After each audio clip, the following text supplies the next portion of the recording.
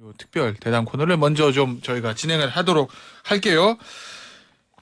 이런 얘기를 요새 많이 합니다. 이 어플 같은 것을 통해서 서비스를 제공하는 측하고 소비자를 연결해주는 업체들을 이른바 우리가 이제 플랫폼 업체들이라고 하죠.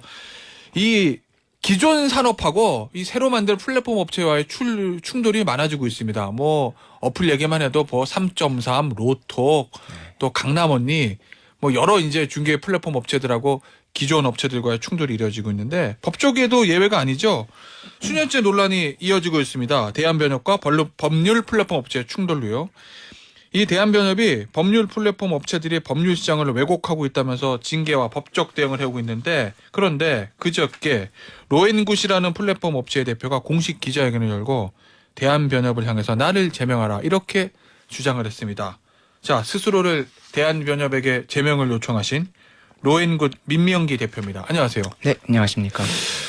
지금 변호사시잖아요. 네, 맞습니다. 예. 변호사 입장에서 대한변협에서 징계받으면은 업을 못 하거든요. 맞습니다. 그럼에도 불구하고 제명하라고 하셨던 이유는 뭔가요? 사실 저도 이제 참다가 이제 못 참아서 결국 한 소리인데, 예. 이게 변협은 기본적으로 플랫폼이 불법이라고 보고 있고, 뭐 로톡에 대해서도 그렇게 변협이 판단을 했죠. 네, 계속 고발했는데도 무혐의가 나니까 예. 어쩔 수 없이 이제 회원들한테 예. 회원들이 플랫폼 가입하면 징계하겠다. 네. 라고 지금 몇 년째 징계하겠다고 하고 있고, 으흠. 지금 100명 넘는 변호사들이 실제로 징계를 받아서 예. 법무부에 이의 신청을 했는데, 예. 법무부도 6개월째 결정을 안 내리고 있는 상황이고, 예. 근데 전국 변호사 중에서 플랫폼을 운영하는 사람은 사실 저밖에 없습니다. 아, 로톡 대표는 변호사가 아니죠. 네. 예. 그래서 지금은 플랫폼에 가입해서 온라인 상담을 뭐 30번 하면 과태료 얼마, 뭐 70번 하면 과태료 얼마 이러고 있는 건데, 예. 이제 그냥 단순 가입만 한 변호사들 수백 명 괴롭히지 말고 으흠. 그냥 플랫폼 운영하는 대표인 나를 제명해라. 그러면 저는 행정소송 제기할 거고 예. 법원에서 끝을 보자. 그래서 법원에서 제가 지면 저는 변호사 자격 없어지고, 예. 변협이 지면 집행부는 총사퇴하셔라. 음.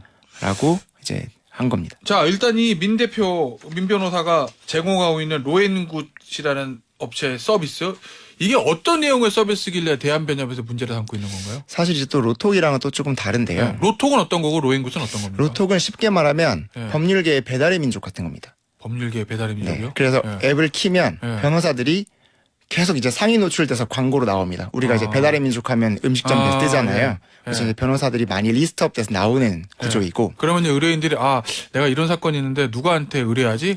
네, 맞습니다. 뭐 네, 민 변호사 선택하는. 이렇게 선택해가지고 네네네. 연결해주는 그런 업체라는 거고. 맞습니다. 로엔굿은요? 저희 서비스는 가장 직관적으로 보면 자기 돈 안 들이고 소송할 수 있습니다. 자기 돈 안 데리고 소송이요? 네. 자기 돈으로 소송할 필요가 없게 해주는 게 가장 핵심적인 서비스고, 예. 이를 뭐 해외에서는 소송 금융 서비스라 부르기도 하는데요. 예. 저희는 변호사를 찾아주고 변호사 비용도 지원해 줍니다. 돈을 빌려주는 건가요? 빌려주는 건 소송 이제 또 그것도 하나의 쟁점인데, 예. 이제 변호사가 필요하면 저희 플랫폼에도 뭐 어플까지 포함하면 3,000명 정도의 변호사가 활동하고 계신데, 예. 무료로 견적도 받아주고 예. 변호사 비용이 부담되면 변호사 비용을 지원해 준 다음에 예. 나중에 이기면 성공고수처럼 많이 돌려주시면 되고, 네. 지면 저희가 한 푼도 돌려받지 그럼 않습니다. 예를 들어서 제가 의뢰를 해요, 소송을. 네.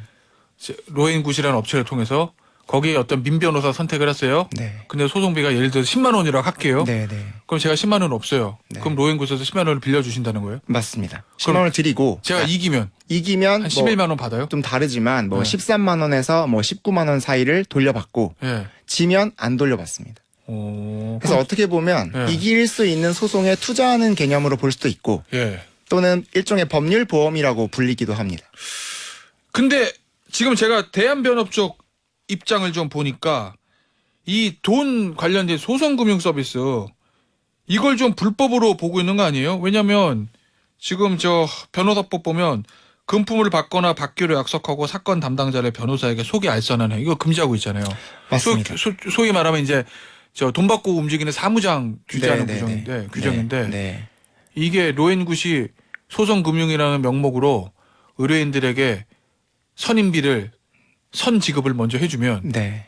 이게 여기 어긋나는 거 아니냐는 게 대한변협 입장인 것 같거든요. 맞습니다. 그게 변호사법 규정에는 이제 소개 알선하면 안 된다. 예. 금품을 받고 하는데 사실은 그 소개가 그 소개가 아니고 그 알선이 그 알선이 아닌데 다릅니까? 이제 네. 우리가 일상적으로는 누구 소개해주면 소개다라고 하지만 예. 법적으로 변호사법상 소개랑 알선은 무엇을 의미하냐면 특정한 변호사랑 결탁해서 그 아하. 변호사를 소개해주는 것을 예. 사실 소개라고 합니다. 네. 그래서 플랫폼들이 계속해서 무혐의 결정이 나오는 게 뭐냐면 변호사법에서 처벌하는 브로커는 예. 제가 이제 변호사님을 결탁을 해가지고 예. 누군가한테 변호사님을 소개시켜주고 예. 변호사님이 선임이 되면 중개수수료를 받으면 그게 불법입니다.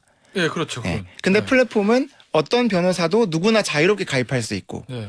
나중에 그 의뢰인이 변호사를 선임했는지 안 선임했는지랑 관계없이 돈을 받습니다. 예.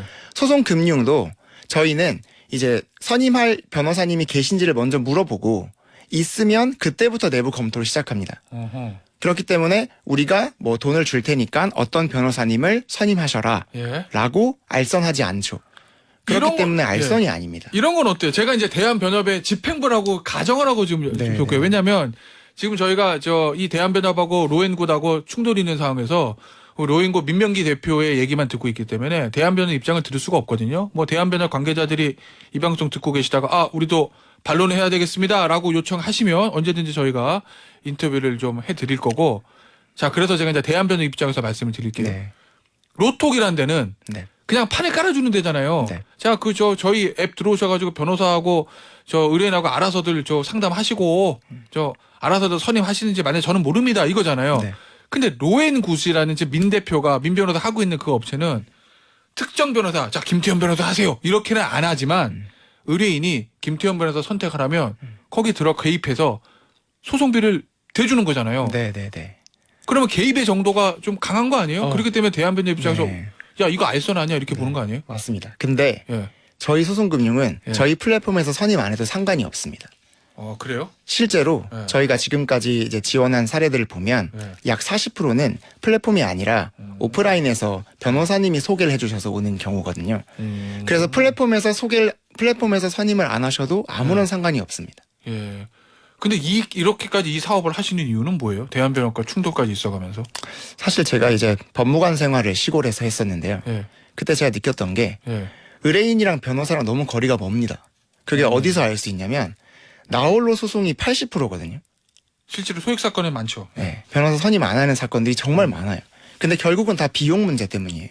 돈 때문에. 네. 예. 그래서 저도 뭐 플랫폼을 만들면서도 그렇지만 사실 지금 변호사협회가 이렇게까지 극단적으로 플랫폼을 죽이겠다라고 하는 네. 이유는 예. 그 이유는 뭐라고 보세요? 변호사 업계가 근데 지금 어떤 상황이냐면 인구는 3배로 늘었는데 네. 인구는 3배가 됐는데 식량은 그대로인 상황입니다. 그 얘기는 변호사는 늘었는데 사건은 맞습니다. 정체돼 있다. 네, 지난 네. 10몇 년간 변호사가 10,000명에서 30,000명이 됐는데 네. 소송은 똑같습니다. 아하. 예. 근데 변호사도 사람인데 예. 저항감이 없지 않을 뭐 거부감이 당연히 들지 않겠습니까? 예. 저는 그 과도기라고 보고 있고 다만 결국은 식량 문제인데 예. 그러면 변호사 협회가 해야 되는 거는 예. 개간을 하고 농사를 짓는 게 변협이 해야 될 일이고 예. 나홀로 소송이 80%라는 거는 아직도 개간할 땅이 많다는 소리입니다. 아직도 사건은 많다. 많다. 예. 근데 그 사람들이 변호사를 안 찾아오는 거고 예. 왜 안 찾아올까? 잘 모르니까 안 찾아오고 돈이 없으니까 안 찾아온다. 예. 그래서 어떻게 보면 저는 이런 소송금융은 변호사협회가 먼저 해야 되는 일인 겁니다. 어허. 식량을 늘리자. 예. 그런 의미시다. 그런 취지입니다. 예. 알겠습니다. 야, 근데 이제 앞으로 이 문제 어떻게 전개가 될 거라고 보세요? 로톡 사례에 비춰보면 대한변협에서 계속 징계하고 뭐 이렇게 강공으로 나올 것 같은데 사실, 대안책은 좀 가지고 계신가요? 사실 저희 사안은 뭐 사실은 꽤나 클리어한 사안입니다. 왜냐하면 뭐 제도를 새롭게 만드는 게 아니라 합법이냐 불법이냐 그냥 판단이 내려지면 되는 거기 때문에 저도 좀 더 강경하게 나갈 수 있었던 거는 그냥 불법인지 합법인지 판단되면 됩니다. 그래서 제가 이번에 얘기한 것도 법원 가자는 겁니다. 그냥. 법원에 가자. 예.